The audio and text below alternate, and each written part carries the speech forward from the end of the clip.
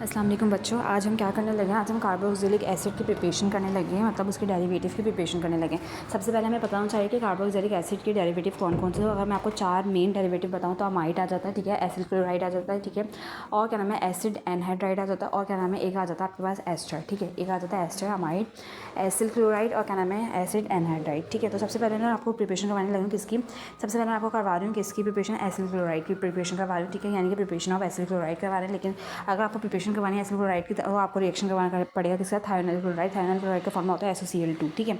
अब देखो ये आपके पास कार्बोक्सिलिक एसिड का क्या नाम है फॉर्मूला है, ठीक है ना, C डबल बॉन्ड O होगा, ठीक है, एक तरफ कार्बन का रेडिकल होगा, ठीक है ना, रेडिकल होगा, और दूसरी तरफ क्या होगा OH लगा होगा। तो ये क्या कार्बोक्सिलिक एसिड का फॉर्मूला है, ठीक है। उसके बाद आपने SOCl2 लेना है, यानी थायोनाइल क्लोराइड लेना है, और आपने क्या नाम है इन द प्रेजेंस ऑफ क्या नाम है एक बेस यूज़ करना है जिसका नाम है पायरीडीन। पायरीडीन बेस यूज़ करना है, उसका स्ट्रक्चर आपको नजर आया ऑल्टरनेट डबल बॉन्ड्स और बीच में N लगा हुआ है, ठीक है।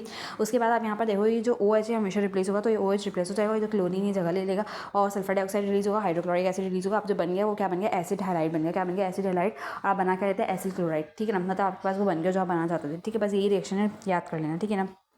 अब हम प्रिपरेशन करेंगे एसिड एनहाइड्राइड की। अगर एसिड एनहाइड्राइड की प्रिपरेशन करनी है ना तो आपने क्या करना पड़ेगा, डिहाइड्रेशन करनी पड़ेगी कार्बोक्सिलिक एसिड। ये डिहाइड्रेशन करने का मतलब है कि कार्बोक्सिलिक एसिड में से वाटर का मॉलिक्यूल निकालना पड़ेगा। कार्बोक्सिलिक एसिड में से क्या करना पड़ेगा, वाटर का मॉलिक्यूल निकालना पड़ेगा। तो इसका मतलब है डिहाइड्रेशन ऑफ कार्बोक्सिलिक एसिड, ठीक है।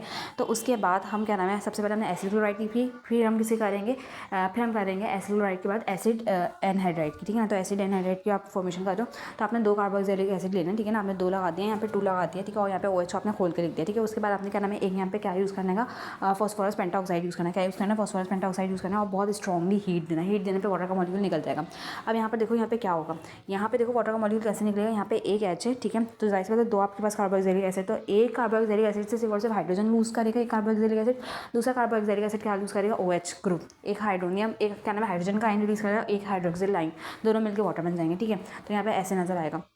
देखो जो एक कार्बोक्सिलिक एसिड है उसमें सिर्फ और सिर्फ क्या गया है, H का है, तो ये O है। फिर दूसरा जो है उसके पास क्या है, OH भी नहीं है, ठीक है, O भी नहीं है। तो इसका मतलब ये कि वो पूरा पूरा OH चला गया, तो आपके पास क्या बन गया, H2 बन गया। उसका आप क्या बोलोगे, एसिड एनहाइड्राइड बोलोगे। सबसे पहले एसिड क्लोराइड फिर एसिड एनहाइड्राइड। अब आप क्या नाम है एस्टर की प्रिपरेशन कर लेना होगा, ठीक है। अब ना ये 2 प्रिपरेशन लिखी हुई है, मैं ऊपर वाली कर रही हूँ तो आप भी ऊपर वाली देख लें, ठीक है।